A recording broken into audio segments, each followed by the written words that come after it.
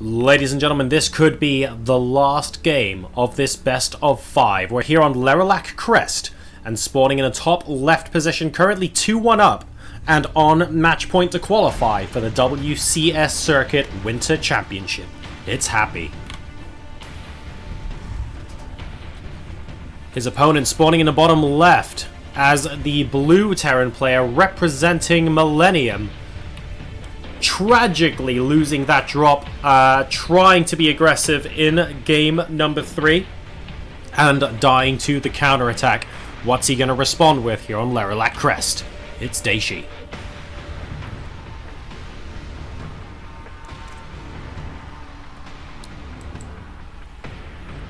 Okie dokie. We have an early second gas from Happy this game. Definitely worth noting. And we'll see what he does with the extra tech, if he's going straight up to 1-1-1, if he's going to be teching into very, very fast potential Banshees, if he's going to be going even for some sort of mech funky build, even though it's not in the meta at the moment. It'd be cool to see something funky out of Happy. But Happy is so solid, we almost never see that kind of stuff from him. But you never know, he's gone double gas, anything can happen. And Happy right now is just going straight up for a factory. And he is also building a Reaper, so that's useful because that's an SCV. But for when the Reaper pops out for Dayshi, if there is a counter Reaper on a cliff here preventing him from getting much scouting done, maybe the second gas won't even get scouted. That might be wishful thinking though, I don't know. Because Happy at the moment is about to see an SCV walk into his base. He's going to change the trajectory of that Reaper, is he? Oh dear, and Dayshi thinks he only sees one gas. This is really important to note. Dayshi only thinks he sees one gas. Oh wait, or does he? Because he spotted the factory. Never mind, ignore me. He spotted the factory, he knew it was complete already. I reckon Dayshi's assuming the second gas, but unfortunately, the SCV, I mean, you could have made it a little bit further just to confirm. With the timing of the factory, you should know that it's double gas. But when you're scouting and you're in the heat of the moment, it is very easy to make that assumption, though. So I'm still not 100% clear what Dayshi knows at this point. Right. So we have the Reaper moving out now for Happy. And it looks like Dayshi is just going to be holding up here. He did, in fact, opt to go for Marines at the end of the day, by the way. Oh god, oh god, oh god, oh god, oh god, oh god, oh god, oh god, oh god. Yep, there we go. Wow, blowing up your own carcass. I mean, how harsh is that? But never mind, the Hellion will be able to register that kill. And we have a Reaper and a Hellion as well for Happy. Now casually moving it back to base. Got the Viking coming out for him. Still getting a lot more gas than Dayshi is at this moment in time. Both players sort of staying on one base at the moment, looking to build out their army, looking for opportunities to end the game early. Very, very aggro in this particular game. And I love the fact that Happy... Oh, actually, wow, spotting the medevac here as well. Really, really nicely done. This Viking can potentially get a lot of damage done. I like that Happy was trying to hold this ridge, by the way. That allowed him to engage so much earlier and did a fantastic job. Rip, rip. Oh dear. Rip, rip. Never mind. We should be hopping back into the game momentarily. The fact that Happy was looking after that cliff meant that he could spot the medevac and move back while his army was sort of taking pot shots, if you like, at Dayshi's aggressive army. Dayshi, that's obviously sarcastic. He is not particularly pleased with the timing of the lag here. It gives both players a chance to sort of recollect their thoughts and decide what they want to do when the game resumes.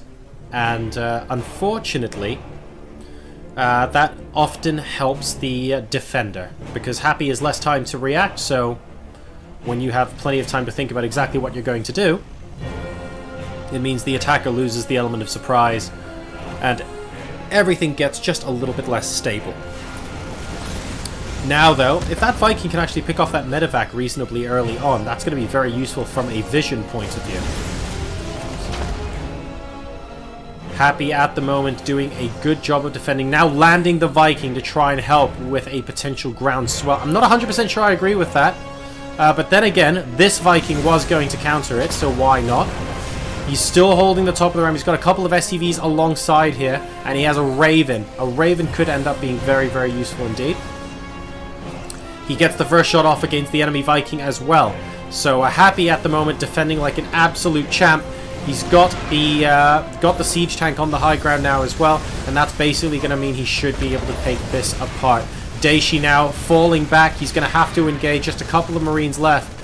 And, wow, amusingly, the constant repair is actually going to save even the Viking from death here, as Dayshi gets completely pushed back. Happy now at 46 supply versus 37. He's getting his natural expansion down, but Dayshi already has it down, and it's becoming an orbital command. So while all this was going down, Dayshi did successfully get his base down earlier, and he will be able to bounce back into this. He got basically trashed just now in that engagement. He constantly tried to move up, couldn't, and then died there. But behind all of this, even though he's behind 26 to 30 workers, he's got earlier double mules, he's got earlier SV production at this orbital command. And he's not under threat back at home or anything. He's just producing units and scaling up. The army supplies are relatively even. So we'll see how that fares for him. Happy, of course, still not mining from the low ground. They're only now just completing his orbital, and that will allow Dayshi to move back up. He's technically one worker behind now, but he's been having mules for a lot longer off of that natural expansion. And it looks like this game's going to end up evening out. The one thing I would say is that Stim is about a third of the way done now for Dayshi, and it hasn't even been a thought yet for Happy. Oh, I say that. It has been a thought for Happy because he started it the moment I mentioned it. But we have half a Stim's worth of advantage for Dayshi here if he wants to follow up. And if you started being aggressive, a follow-up timing isn't that out of the ordinary. We have a scan coming down from Happy, spotting exactly what units are where. He is staying just outside of vision, but this Marine will successfully spot what's going on.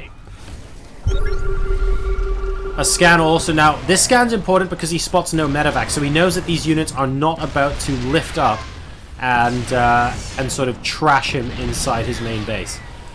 But Dayshi still has to think of a response.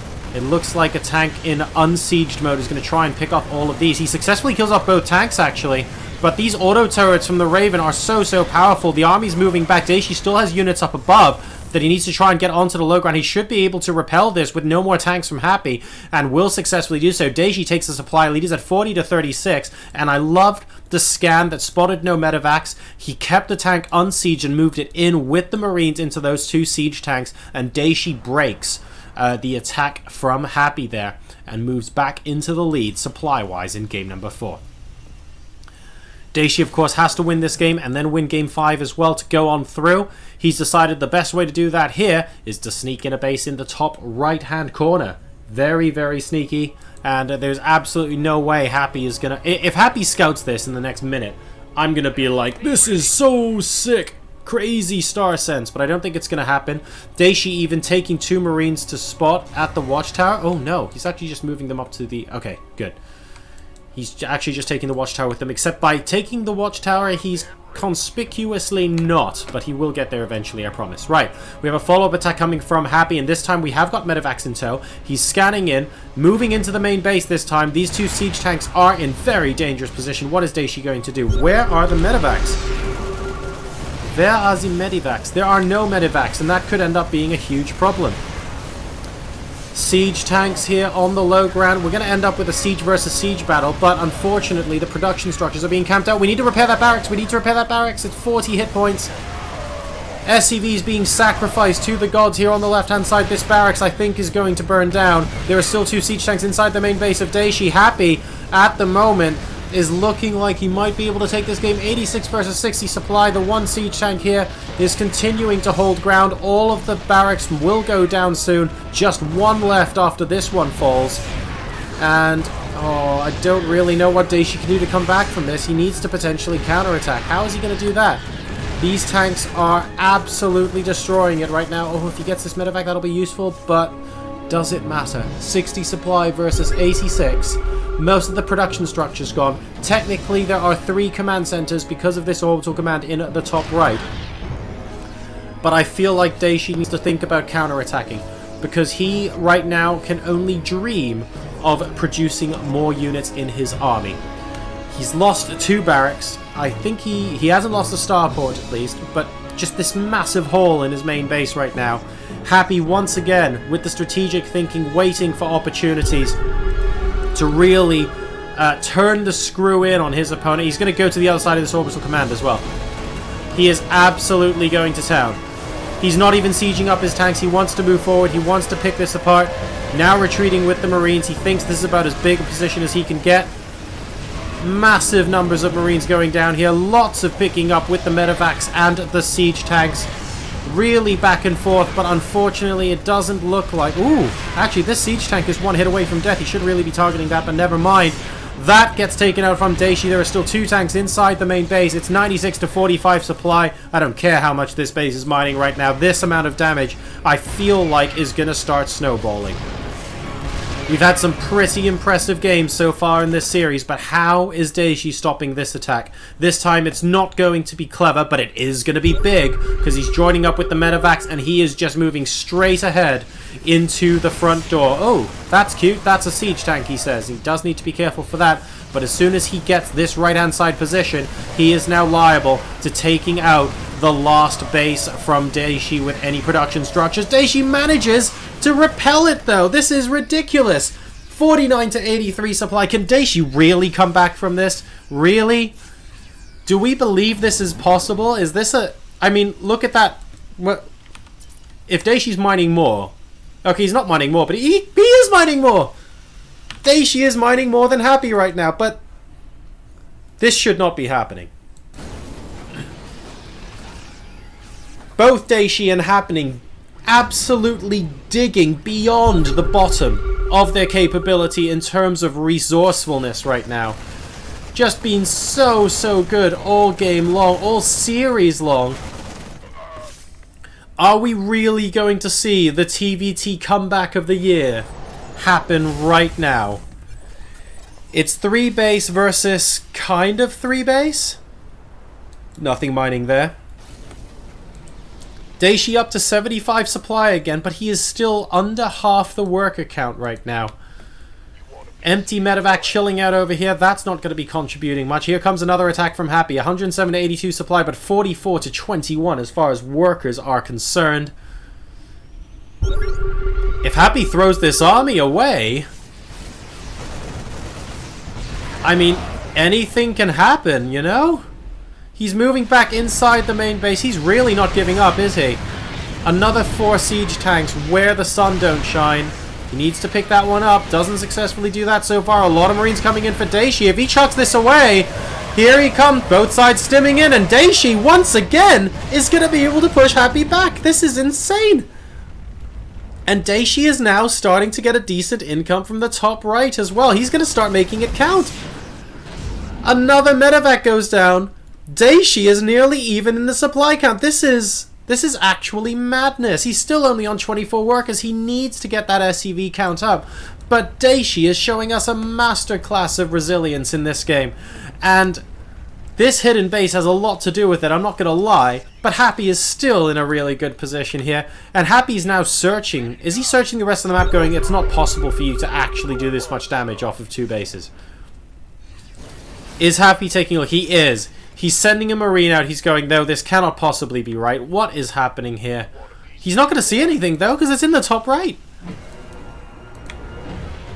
This is insane. Daishi's sending a single Marine out to work out what's going on here. We have Mortal Kombat once again. Fight! Guile, Chun-Li. Chun-Li, best unit, confirmed. Drop here from Dayshi, trying to do some damage. Happy with the defensive siege tank, able to stop him. He still hasn't seen the top right-hand position. Don't forget, he's only ever gone all the way up here, and that was during the scouting phase early on. This Marine hasn't spotted anything either. 28 to 41. Dayshi is still comfortably behind economically, but that gap is growing smaller. Can Dayshi buy enough time He probably needs 1 or 2 more favorable engagements before this happens. Oh, and these armies! This could be sick. He's forced to drop all of his siege tech. This is a huge massacre, and I think that's caught Dayshi 2 off guard. 81 supply to 123. That might be too much right now, because Happy now has an 80 to 55 advantage in the army supply as well, and this drop is actually doing an incredible amount. But is it really doing enough? Is it really? Because this army is about to come in and demolish everything. Dayshi, if Dayshi holds this, I'm going to be reasonably... I'm going to be reasonably sure I'm eating my hat if Dayshi holds this, because this is so strong coming in from Happy right now. What can Dayshi do? The counter drop did a lot of damage, but I don't think it does enough to counteract this. 124 to 56 supply, and Happy looking like he is about to take this series by a scoreline of 3-1 to advance to the WCS Winter Championship. I don't really see how else it's happening. There's the GG, and after the most amazing spirited fight back from Dayshi, unfortunately Happy's army catching him off guard there, and what turned into a nearly hopeful position sadly disintegrated before his eyes. Congratulations to Happy, who advances to IEM.